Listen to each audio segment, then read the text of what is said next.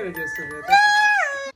Hey everybody. Alright, I look kind of like crap. Don't mind me. Like, I'm gonna be real. I don't feel great today. I took Avonex yesterday. I'm not feeling my best. I didn't feel like editing what I had, or I didn't record anything so far today. So I thought, I have a million questions that I've been meaning to get to. Many of them are related to the starch solution, which I've been doing on this channel. I know I haven't really been showing you what I eat every single meal. That's because it's just been Vlogmas and it's been special, but the normal what I eat in a day, every day, will resume as soon as this is over. And yeah, I'm gonna go back to uploading. I'm going back to every Tuesday, Friday, like it was before. I was excited for Vlogmas, and I still am, but now I'm excited for it to be normal again. All right, I got a couple questions here. Graham asks, what's the best part and the worst part about the starch solution? The best one is definitely eating as much as you want. Wait, before I get into this, I just want to point out that I'm not a doctor or anything. I am randompeople.net, so take my advice or whatever as just that. I'm randompeople.net. So if you have like health concerns and that kind of stuff, I recommend, well, first of all, read the book, The Starch Solution by Dr. John McDougall. I'd show you it, but you guys are sitting on top of it right now. And then questions, concerns, really you should take it up with the doctor. I'm just saying, I am randompeople.net. The best part is pretty much eating whenever I'm hungry. I'm not fasting or anything. I'm not hungry pretty much ever. So that's definitely the best part, is that I literally never feel hungry. I never feel deprived. Like, if you're hungry, go ahead, you eat, you know, and you get to eat carbs. It's amazing. My favorite part of it is probably cereal. It's really convenient for me to just have a bowl of cereal. I don't know. God, is that what it is? Am I really just doing the starch solution just because I like cereal? You know, it's funny because I was just talking to Mert about that. She was having a bowl of cereal after she came home late from work, and I said, you should just go on the starch solution. The worst part about the starch solution, you know, I just enjoy it so much. It's hard for me to... God, what's the worst part? Probably the worst part is that the starch solution, you don't use oil, which isn't that bad for me, but it makes it complicated for my Italian family members who love to cook for me and would love to, but how to use the oil-free marinara. How did you saute those peas and onions in oil or butter? And so it's actually not hard for me, but it makes it hard for other people. Maybe that's what it is. It's usually just so much different than what everybody else is eating. They think it's weird. That's something that's probably the worst part. Other people just don't get it. All right, let's see. Christian Marion asks, do you ever get bored of not being able to work a 9 to 5? How do you not eat all the time out of boredom? You know, I think I did eat all the time out of boredom. Like last year, the year before, like when I newly became like disabled, unable to work, I probably did eat a lot. I mean, I did gain weight. I gained like 30 pounds. Because I was eating vegan junk food and all this. So how do I not eat all the time out of boredom? The food I'm eating is boring. I'm not saying the starch solution is boring, but it does seek to get you out of the pleasure trap, we call it. No oil, no heavy salt, no fat. You know, I'm not saying the food's boring, but it's not the type of food you reach for because you're bored. You reach for it because your stomach's growling. And I don't have anything bad to tempt me around. Unless Mert buys some Oreos or something. Just not tempted by anything. Feeling bored, so then what? Oh, I think I'm gonna eat a potato. You don't eat a potato because you're bored. Like a plain potato with no butter or anything on it.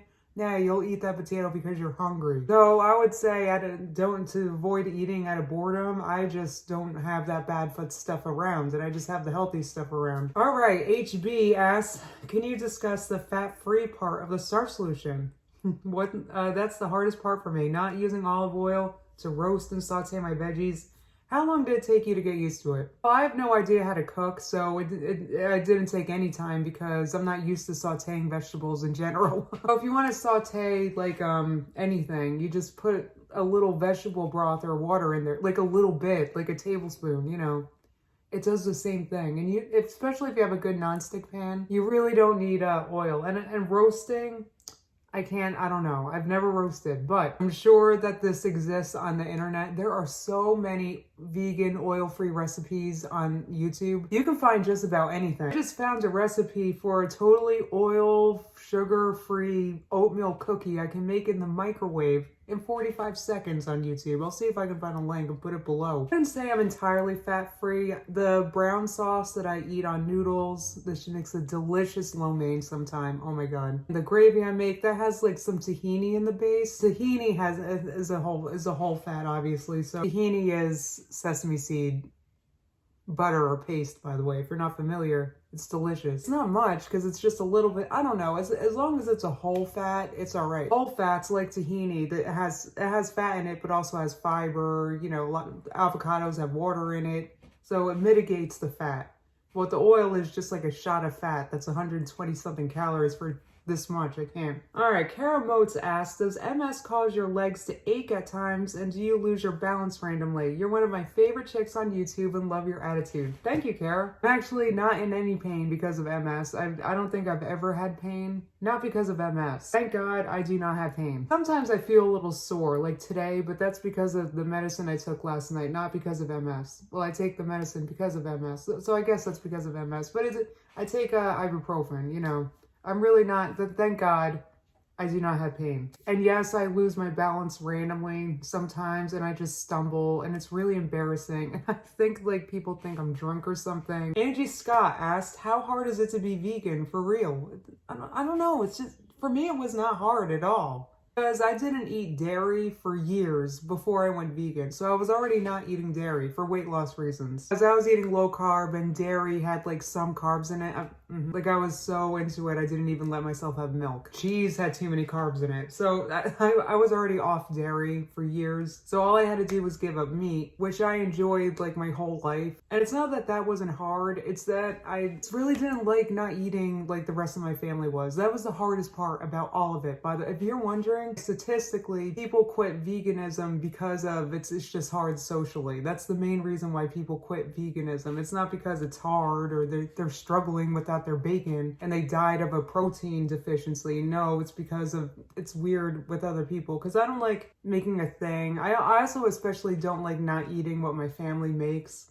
I still struggle with that. This is going to be my 5th Christmas vegan thing and I just really struggle with it because I feel bad. So that's the only part about it that's hard. The other hard part, I was talking to my mom about this. I was talking about how much I love pearls. I love pearls, but dang, pearls are just not vegan. So that's the other hard part. I mean, nothing too, I don't know, it's not like I cry myself to sleep thinking about how much I miss bacon. Laura is okay asked, how long ago were you diagnosed with MS and what has the disease progression been like? I'm also curious how you've dealt with it emotionally. Okay, I was diagnosed in 2006. What happened was I went blind in my left eye. So that happened. I'm laughing now just because it was so horrible. I can just laugh. I mean, it was horrible. I was 21, had a job at Macy's in Center City, Philadelphia. I did not have time for this, and progression since then, it's just been like, really since then, it's just been relapses that you recover from, but often not entirely. Then over the years, like I mean, this was in 2006, it's now 2019.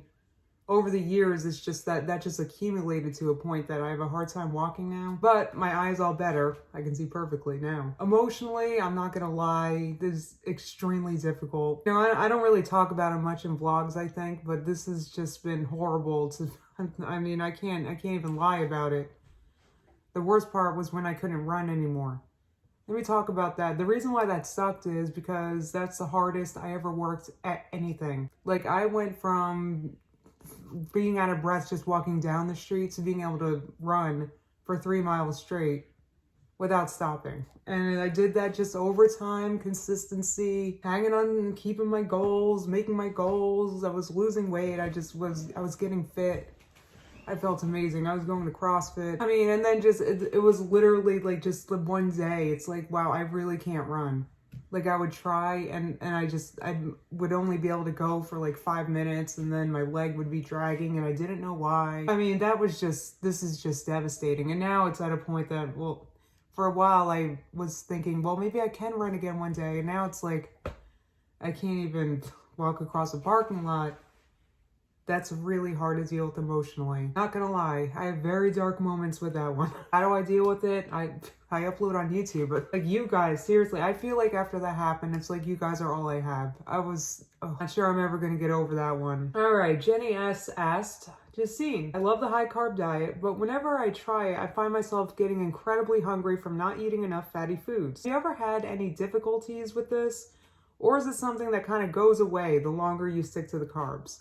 I would say you're probably not eating enough. I mean, these starch solution approved foods, and once again, I recommend everybody buy the book and to read it. Your concerns, you got to take up with your doctor. These starch solution approved foods, you can eat as much of it as you want. You can have all the starches. So it's not like, it's so hard. See, getting out of that diet mentality, and that's a whole other reason why I'm doing this, because I'm sick of feeling like I'm on a diet. And I just want to eat whatever I want, the foods I want, without counting, Now, if I had a craving for a fatty food, probably not eating enough. That's what happened to me. I've recently had an Impossible Whopper. That's because I did not eat nearly enough that day. We were doing other things. Also, it's all right to have a little bit of like I was saying before, like the tahini, or maybe have some avocado. Nobody's saying you can't have any fat ever, but just avoid the hyper concentrate, like oil fat. Sodium Mukbang asks, are you still silver stockpiling? I feel like it's time I learned from the queen. Well, I did stop talking about that a little bit, but mainly because I don't like to buy it under 16 bucks, so I haven't bought it in a while. It's just a little pricey for me at this point. I mean, I just buy silver in the just in case the dollar implodes, which I think is statistically possible. So I mean, just in case something happens, I don't know, they're printing trillions of dollars a year or a month or whatever they're doing. So just in case something happens to the dollar, or maybe it ceases to be the world reserve currency, or maybe fiat currencies go back to their intrinsic value of zero, and just the just in case. I don't know why this is a flag I decided to fly in my life, but for some reason, I deemed it really necessary to financially protect. I don't know. I don't even have much to protect. I thought maybe down the line, my grandkids, I don't know. Silver thing, I mean, it's not like a Bitcoin. You don't buy it because you think you're going to get rich with this stuff. I'm buying it as protection of sort. You guys want to hear more about that? Let me know. I really don't want to bore you guys. All right, and I think that's what I got for today. I think I covered a lot of what I've been asked lately. I'll be back to feeling better tomorrow. I hope you guys have a great night. No, I didn't wait until, it's not even 5 o'clock and I'm recording this and it's dark. I hate this time of year. All right, very good.